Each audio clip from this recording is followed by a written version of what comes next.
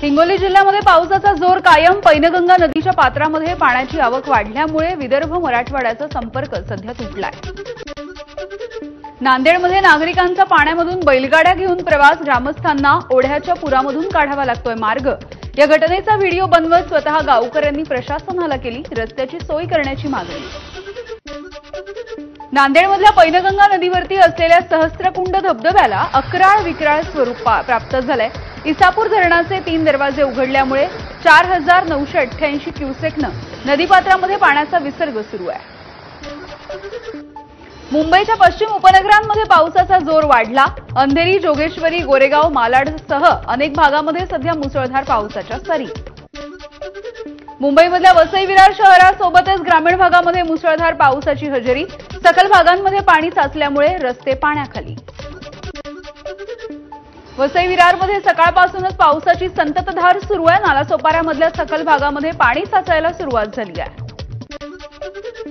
उत्तर रत्नागिरीमध्ये पावसाचा जोर काहीसा वाढलाय। चिपळूणमधल्या छत्रपती शिवाजी महाराज चौक परिसरामधला रस्ता पाण्याखाली गेला। सखल भागामध्ये सुद्धा पाणी साचून राहिलंय।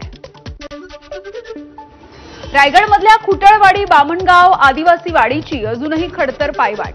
नदीवरती पूलच नसल्यामुळे भर पाण्यामधून करावा लागतोय जीवघेणा प्रवास। रत्नागिरीमधल्या चिपळूण गुहागर मार्गावरच्या रामपूर इथे घाटामध्ये दरड कोसळली आहे, त्यामुळे वाहतूक बंद करण्यात आली। स्थानिकांच्या प्रयत्नांनी दरड बाजूला करण्यात यश आलंय। चिपळूणसह परिसरामध्ये पावसाचा जोर वाढला। डोंबिवली पश्चिमेच्या गुप्ते रोडवरच्या 45 वर्ष जुनी इमारत खचली। इमारतीला मोठमोठ्या भेगा पडल्यामुळे रहिवाशांनी तातडीनं इमारत खाली केली, त्यामुळे मोठा अनर्थ टळलाय। मुंबईतल्या विक्रोळीमध्ये मुसळधार पावसामुळे दरड कोसळली आहे। पार्कसाईड परिसरामध्ये दरड कोसळून 2 जणांचा मृत्यू झालाय। जखमींवरती राजावाडी रुग्णालयामध्ये सध्या उपचार सुरू आहेत।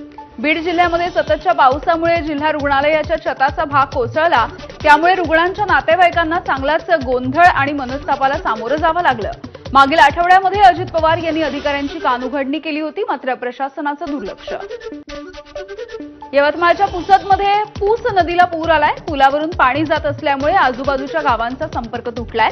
नदीकाठावरच्या नागरिकांना सतर्कतेचा इशारा।